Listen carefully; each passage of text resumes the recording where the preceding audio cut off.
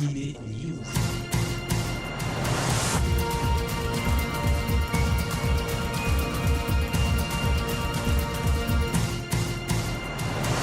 Bonjour à tous, c'est Alexandre et c'est reparti sur Generic Kids pour un nouveau numéro d'Anime News, votre chronique hebdomadaire avec le manga et l'animation japonaise en partenariat avec Sonop, le site des passionnés du Japon.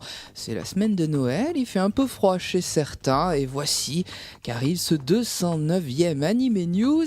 Je vous propose donc en cette semaine de Noël de nous tourner vers les éditions Tonkam ainsi que Kazé, les éditions Ankama, Komiku et Kiun, et puis je vous parlerai dessin animé ensuite avec J1.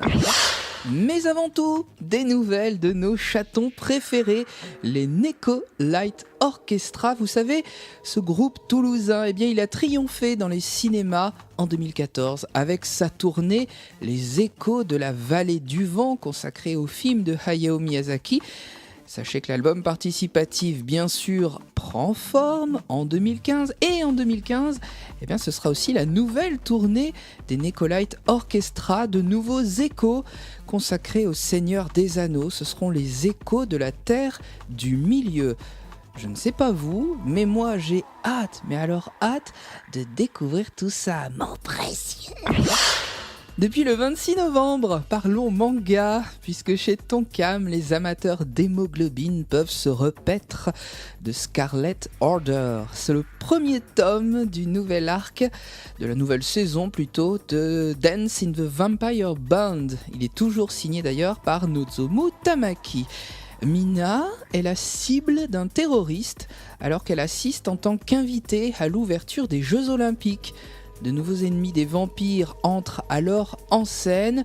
Mina est toujours aussi sexy et efficace. Les amateurs de la première saison ne bouderont pas leur plaisir. Notez donc, c'est chez Tonkam depuis le 26 novembre. Deuxième saison donc de Dance in the Vampire Band, ça s'appelle Scarlet Order. Danger et romance à présent avec Yellow Hair. C'est signé par Makoto Taneno et c'est édité aux éditions Kazé, c'est sorti le 17 décembre. Go et Taki exercent un dangereux métier. Ce sont des récupérateurs. Métier dangereux donc, et même si Taki est hétéro, cela ne l'empêchera pas de se rapprocher de son coéquipier, Go.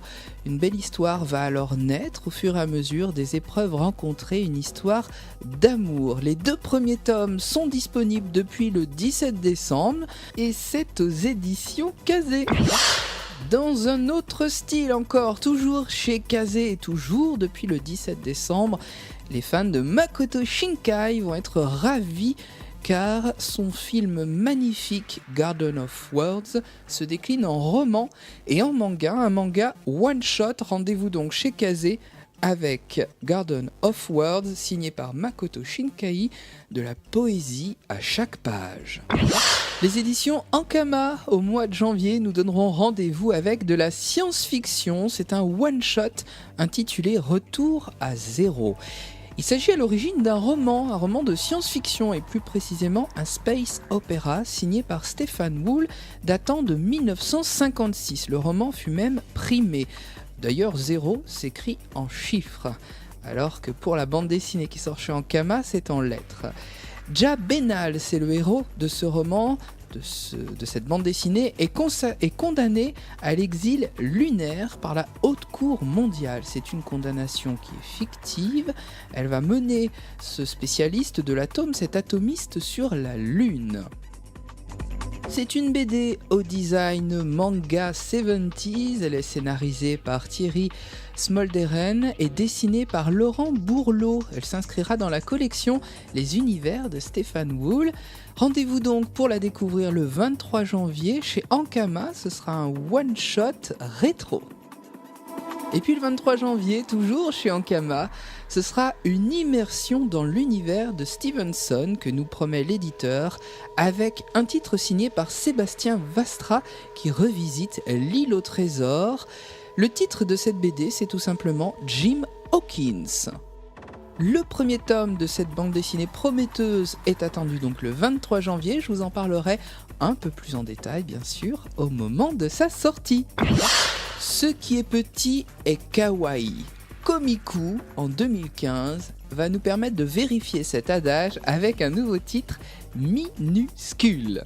Nous sommes loin de l'univers du manga 6000 dont je vous ai parlé il y a quelques jours. 6000, c'est un thriller qu'on attend d'ailleurs avec impatience au mois de janvier. Non, là, avec Minuscule en février, tout sera rondeur et tendresse. Les deux personnages principaux s'appellent Mikochi et Hakumei. Ils se déplacent dans leur forêt à dos de scarabées, ça vous laisse une idée de leur dimension. Et d'ailleurs, leur toute petite taille ne les empêche pas d'accomplir de très grandes choses. L'auteur s'appelle Takuto Kashiki et ce sera son premier titre. Il est annoncé comme étant féerique. Rendez-vous donc le 12 février aux éditions Komiku. Deux annonces ces derniers jours à présent aux éditions Kiun. Vous vous souvenez peut-être de l'auteur Tetsuya Tsutsui. Vous savez, c'est l'auteur de Prophétie. Vous avez aimé ce titre. Eh bien, actuellement, il développe pour les éditions Kiun un nouveau titre percutant, Poison City. L'histoire se déroule dans le Tokyo des années 2020. C'est pas très loin. On est en plein Jeux Olympiques. Eh bien, sachez qu'à cette époque-là, censure et tension composent un contexte très délicat. Et au milieu de tout cela, un jeune mangaka voit son titre retiré des rayons. Un premier teaser est d'ores et déjà disponible sur le site de Kiun. Je vous invite à le découvrir. C'est annoncé comme étant percutant. Ça s'appelle Poison City et c'est signé par Tetsuya Tsutsui. Et puis la seconde annonce aux éditions Kiun, c'est une annonce printanière puisqu'il vous faudra attendre le 9 avril pour le découvrir, en simultané les deux premiers tomes de Your Lie in April. Une rencontre entre un jeune pianiste virtuose qui perd sa faculté suite au décès de sa mère et entre une violoniste au fort caractère. La différence, ce sera une renaissance. Ce manga est signé par Naoshi Arakawa, c'est la première fois qu'il sera édité en France et ce titre a même été lauréat du prix manga Kodansha en 2013. Ça vous met l'eau à la bouche, hein? Eh bien rendez-vous le 9 avril chez Kiun. Allez, et puis avant le printemps, pour finir, ne manquez pas sur J1 à Noël, puisque c'est la semaine de Noël. Donc le 25 décembre, Ghost in the Shell 2, Innocence. Je sais, ça fait pas très Noël, mais c'est un très beau film à 20h50 sur J1 le 25 décembre. L'occasion de se reposer, l'occasion de se détendre et d'apprécier un très beau film de science-fiction. Il est signé par Mamoru Oshii, Il a déjà 10 ans et c'est la suite directe, bien sûr, de Ghost in the Shell. À l'époque, c'était des moyens colossaux pour pouvoir le produire et le réaliser. Ce numéro d'Anime News touche à présent à sa fin. Je vous remercie de nous avoir suivis. Merci aussi de liker nos pages Facebook, la page de Générique Kids, la page d'Anime News et puis aussi d'Anime Story. Je vous rappelle que Sunup, notre partenaire, relaye notre replay vidéo. Replay qui est aussi visible sur Dailymotion et YouTube chaque semaine. Le second rendez-vous animation japonaise sur Générique Kids, c'est avec Anime Story. Chaque semaine, je vous parle d'une série que vous avez aimée. Alors ne manquez pas, ce rendez-vous, c'est à partir du mercredi à 21h sur Générique Kids et c'est rediffusé jusqu'au dimanche. Je vous laisse apprécier votre semaine de Noël si vous avez la chance d'être en vacances. Pour les autres, bon courage. Restez fidèles à l'écoute de Générique Kids. Je vous retrouve pour la dernière d'Anime News de 2014 la semaine prochaine. Bien entendu, ce sera le 210e. D'ici là, suivez notre actualité. Je vous rappelle que mon compte Twitter est là pour ça. Alex_anime_GK puisque l'actu se vit au quotidien, bien entendu, sur ces bonnes paroles. Je remonte dans mon traîneau et puis je vous souhaite une bonne semaine. Vous êtes sur Générique Kids, vous y êtes bien alors, restez-y.